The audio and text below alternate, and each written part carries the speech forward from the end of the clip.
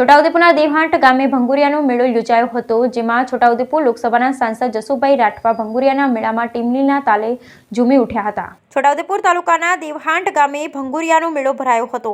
છોટાઉદેપુર લોકસભાના સાંસદ જસુભાઈ રાઠવા ભંગુરિયાના મેળામાં ટીમલીના તાલે ઝૂમ્યા હતા।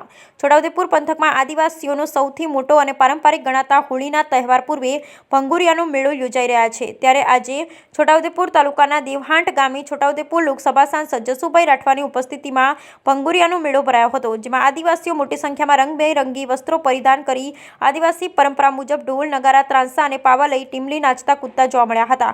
ભંગુરિયાના મેળામાં આસપાસના ગામડાઓમાંથી મોટી સંખ્યામાં આદિવાસીઓ ઉમટી પડ્યા હતા। આ ભંગુરિયાની મેળાની અંદર છોટાઉદેપુર લોકસભા સાંસદ જસુભાઈ રાઠવા આદિવાસી નૃત્ય ઉપર ટીમલીના તાલે ઝૂમ્યા હતા। Bureau report Rehan Patel.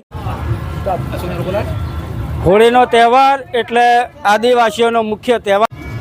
દેશ અને દુનિયાભરમાં જ્યાં પણ આદિવાસીઓ હોય ત્યારે હોળીના આગલા દિવસોની અંદર ભંગુરિયાનો મેળો માનવા માટે પ્રદેશમાંથી પણ મારા આદિવાસી ભાઈઓ બહેનો આવે છે અને આ પરંપરાગત ભંગુરિયાના મેળાની છોટાઉદેપુર જિલ્લાની, છોટાઉદેપુર તાલુકાની અને મારા આદિવાસી વિસ્તારને હું ખૂબ ખૂબ શુભેચ્છા પાઠવું છું અને ઉત્તરોત્તર પ્રગતિ કરે અને સમાજનું નામ આગળ રોશન કરે એ જ અભ્યર્થના। વંદે માતરમ, ભારત માતા કી જય।